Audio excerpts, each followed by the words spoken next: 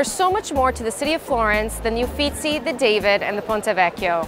Centuries of history have left their mark on the city, and with just a little bit of effort, you can find some of the small yet fascinating details that are hidden along the city streets and in the piazzas.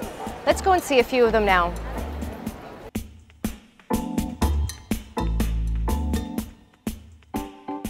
Piazza Signoria is where 15th century priest Girolamo Savonarola was burned at the stake.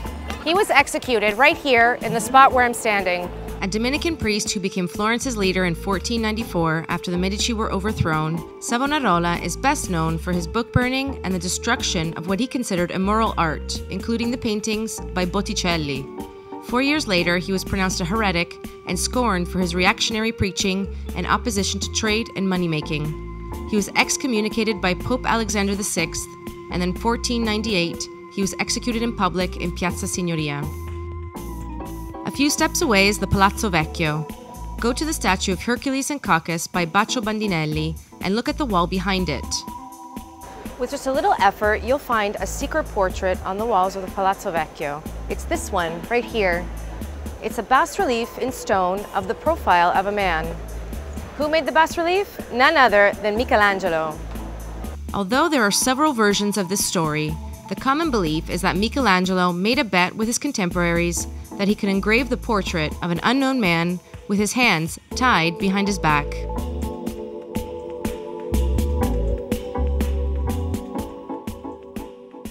Continue along Via dei Neri, past Piazza del Grano, and stop at the first street on your left. It's Via di San Remigio.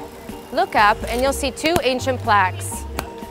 These two plaques are ancient flood markers, illustrating the water levels of two separate and destructive floods of the Arno River.